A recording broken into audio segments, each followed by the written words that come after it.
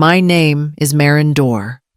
I'm 68 years old. For most of my life, I believed that patience could mend almost anything: a broken book spine, a strained friendship, even a drifting family.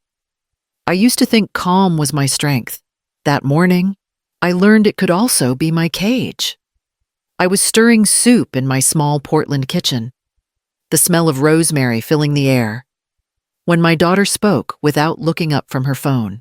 "From now on, Mom, the bank will transfer your pension directly into my account." At first, I thought I'd misheard her. The radio murmured softly. Rain brushed against the window. And for a moment, the world seemed to pause. "What did you say?" I asked.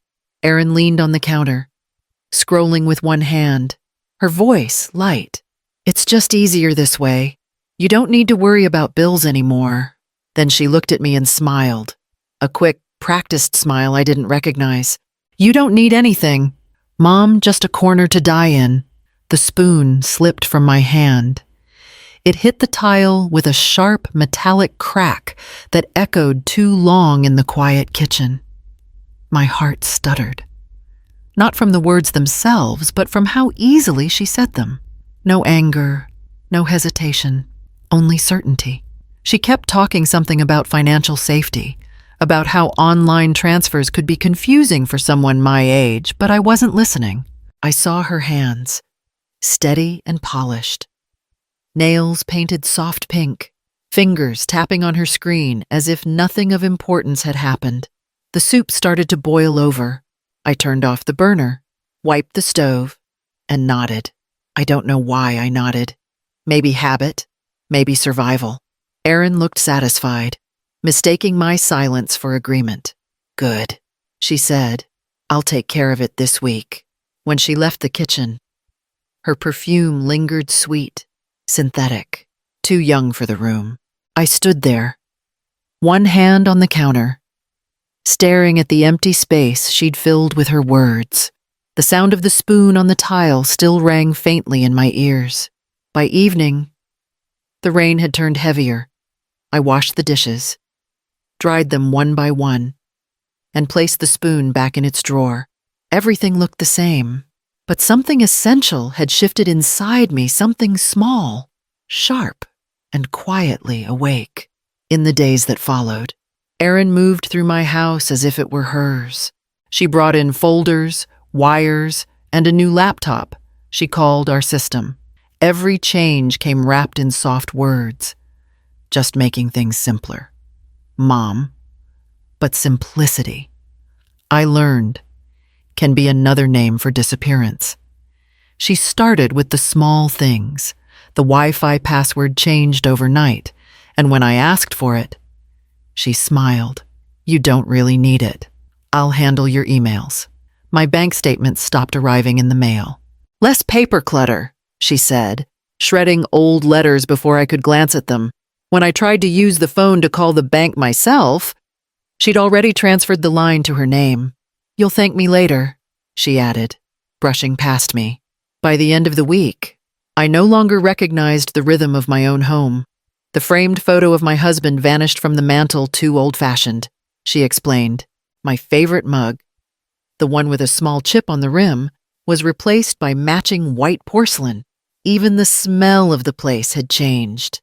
Erin lit her new candles vanilla and something sharp underneath, and the air felt foreign.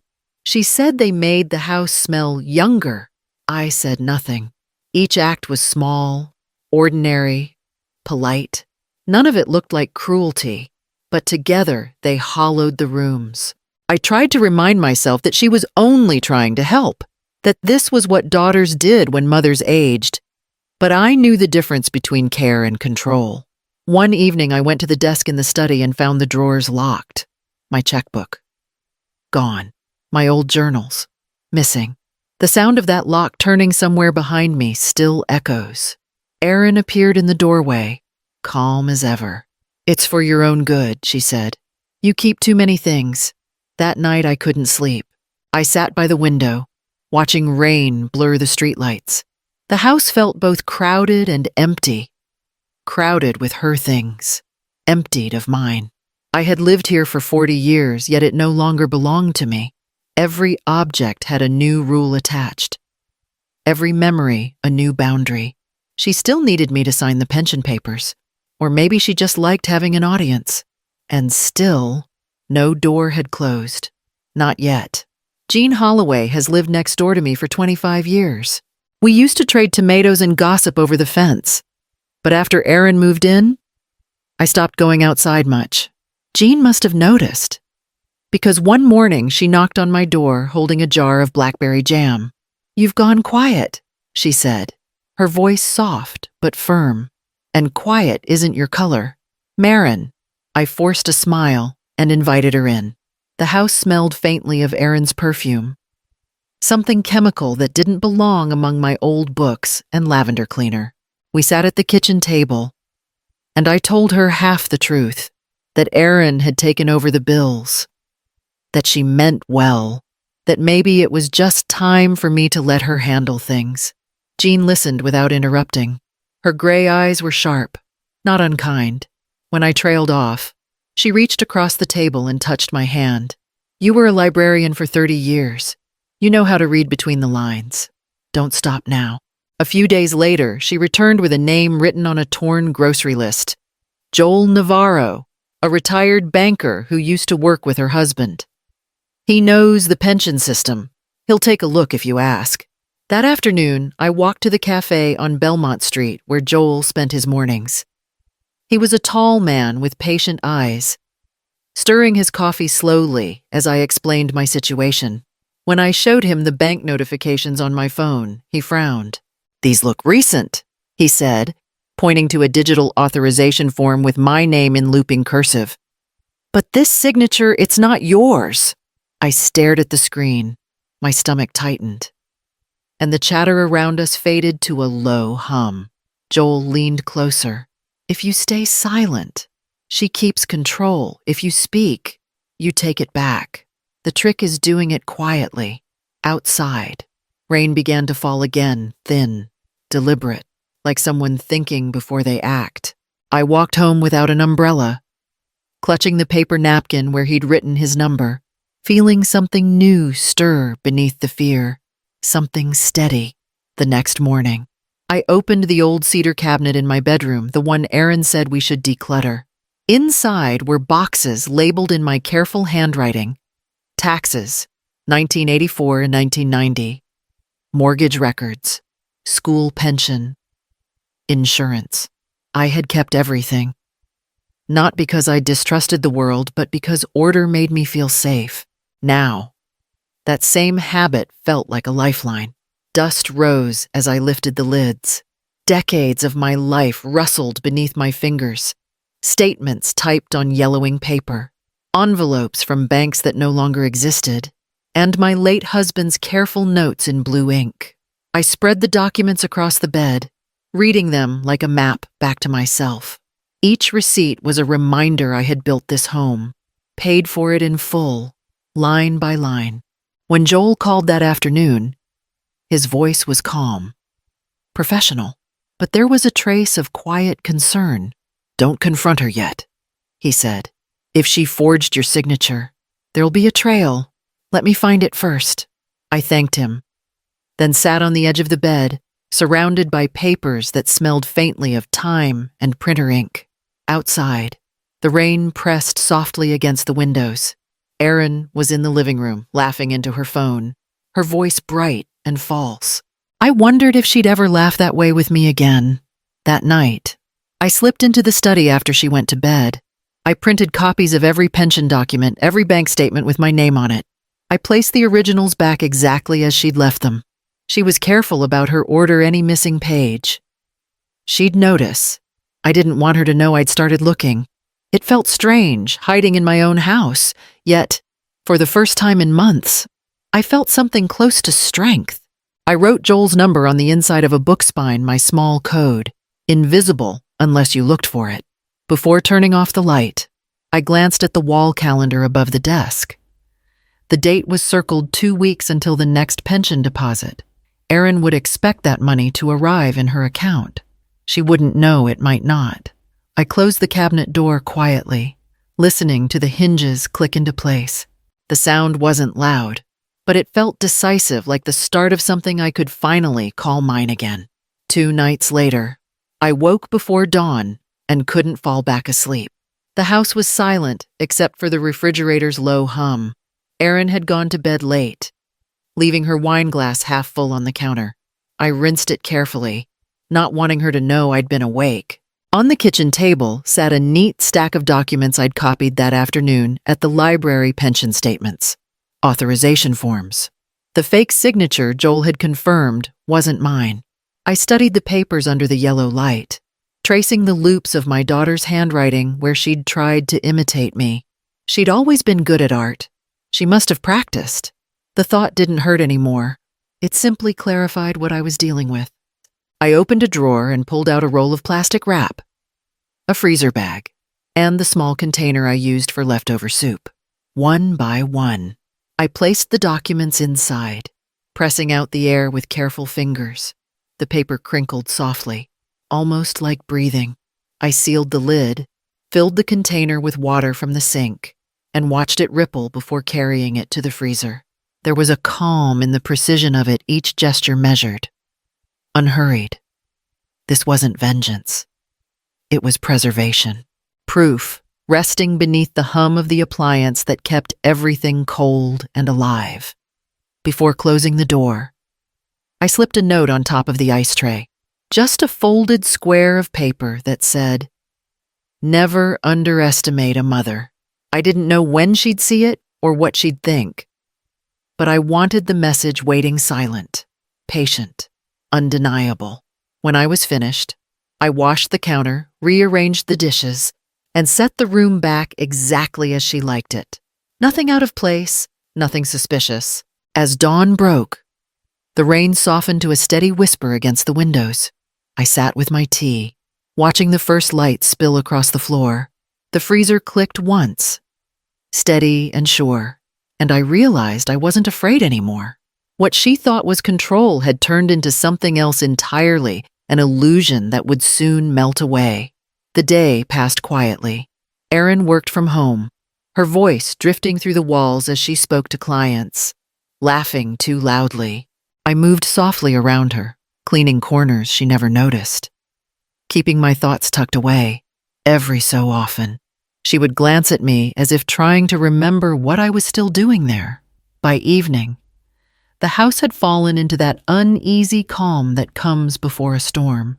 Erin ordered takeout and ate in front of the television, scrolling through her phone. I sat at the kitchen table, mending a tear in a dish towel, the needle trembling only slightly in my hand. The freezer hummed steadily behind me. She didn't notice how often I looked at it. After dinner, she announced she was craving something sweet. "You didn't make dessert, did you?" she asked, half a smirk in her voice. "There's flan in the fridge," I said softly. "Your favorite?" She raised an eyebrow, suspicious but pleased. "Well, at least you remembered something." She opened the refrigerator door. For a heartbeat, there was only the sound of cool air rushing out and the faint rattle of bottles on the shelf. Then her breath caught. The plate of flan slid from her hand and shattered on the floor. A single, strangled scream tore through the kitchen. The sound was raw, animal. I didn't move. I simply watched. She stumbled backward, pointing inside the fridge. The light gleamed off the frozen block resting on the middle shelf, perfectly clear, solid, and heavy with what it held inside. Through the glassy ice, the papers were visible, the authorization forms, the false signature, the proof of every lie, and on top, sealed beneath the frost, my folded note. Her lips moved as she read it. "Never underestimate a mother, especially one you've cornered." Her eyes darted toward me, wide and frightened. The confidence that had once filled her voice was gone. How did you?" she began, but the words broke apart. I stood, slowly, and turned off the overhead light, leaving only the refrigerator's glow between us. "Be careful," I said, my tone calm, almost gentle. Things can spoil when they're left too long in the cold. The hum of the freezer deepened. Steady and sure, as she backed away, I could see her reflection in the metal door, small, trembling, unsure. For the first time, the house felt like it belonged to me again. The next morning, I called Joel. My hands didn't shake this time. I told him what had happened, describing the frozen papers, the note, the way Aaron's face had drained of color. He listened without interrupting, only breathing softly through the line. "I'll handle it," he said finally. "Stay calm. You've done enough." 2 days later, a letter arrived from the pension office formal, printed on thick paper. It confirmed what Joel had promised. The account had been reinstated under my sole name. My monthly deposit would now come directly to me. No explanation was offered. None needed. The numbers spoke for themselves. Aaron found the letter before I could hide it. I heard her voice rise in the hallway, frantic, brittle. "You called them. You went behind my back." I folded the laundry on the table, keeping my movements steady. The bank corrected an error. I said, "That's all." Her phone began ringing. She stepped outside to answer, pacing on the porch. Through the window, I caught fragments of her words audit. Signature check, legal department. When she came back in, her face was pale, her mascara smudged. That evening, her fiancé came by. Tense and quiet. They argued in the driveway for nearly an hour before his car pulled away. Aaron stood in the rain, her phone in hand, staring at the screen as if waiting for it to forgive her. Inside, I brewed tea and sat near the window. The neighborhood lights shimmered through the drizzle, ordinary and calm. Somewhere in the distance, a siren wailed, then faded. For the first time in months, I didn't flinch. Justice had arrived without ceremony, no shouting, no vengeance, just a steady correction of what had been wrong. And with it came a silence that finally sounded like peace. It was almost 3 weeks before I saw her again. The knock came just after dusk, soft but hesitant, the kind that waits for permission. When I opened the door, Erin stood there alone. Her hair was unkempt, her clothes too thin for the cold. She looked smaller somehow, as if the air itself had pressed her down. "Hi, Mom," she said, her voice barely above a whisper. "I didn't know if you'd answer." I stepped aside. "Come in. It's cold." She followed me to the kitchen, glancing around like she was walking through a stranger's house. The same table, the same curtains. But everything between us had changed. I poured tea, the way I used to when she was a child afraid of thunderstorms. She kept her hands wrapped around the cup, eyes lowered. "I didn't mean for it to go that far," she said finally. "I thought I could fix it before anyone noticed. I panicked." I nodded. The clock ticked steadily behind us. "You made choices," I said. "Now you live with them." Tears slipped down her cheeks, silent and fast. "I don't expect you to forgive me," she said. "I know," I answered. "That's not why you came." She looked up then, searching my face for something mercy, maybe, or the mother she used to know, but I stayed still. When she left, she paused at the door. "You're doing okay, I am," I said, meeting her eyes, better than I was. She nodded, and for the first time, I believed she understood what that meant. The porch light glowed behind her as she walked away, fading into the quiet street where winter had already begun to settle. Spring came early that year. The rain softened, and light filtered differently through the curtains as if the house had decided to breathe again.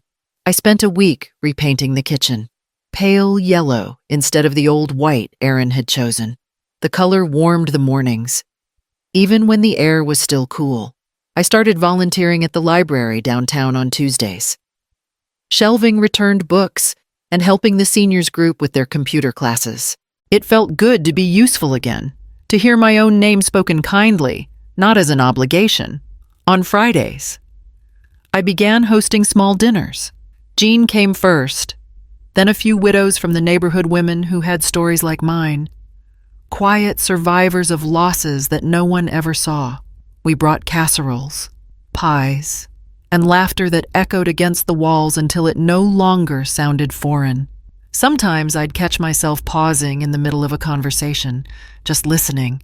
The house, once stripped of its warmth, now carried the hum of life again, familiar and steady. After everyone left, I'd wash the dishes, set a cup of tea by the window, and watch the evening settle over Portland. The quiet no longer felt empty. It felt earned. By early summer, the roses along the porch had started to bloom again, thin stems, new buds, stubborn in their return. The evenings were still cool, touched by the kind of rain Portland keeps for itself, soft and endless. I spent those hours on the porch with a blanket over my knees, listening to the steady whisper of water on wood. The porch light above me had been wired by my husband years ago, his last winter project before the illness took him. For months after he died, I'd kept it on every night, thinking maybe its glow would somehow keep him near or later, keep Erin safe wherever she was.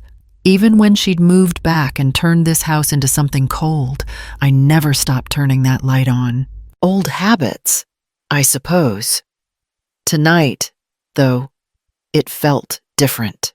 I stood up, reached for the switch, and hesitated only a second before flicking it on. The bulb glowed soft gold against the drizzle, casting a calm circle on the porch floor. "This light isn't for waiting anymore," I whispered. "It's for peace." Inside, the clock ticked steadily, a small, faithful sound. I closed the door, leaving the light burning behind me not as a beacon, but as proof that this house and the woman inside it had finally found her way home.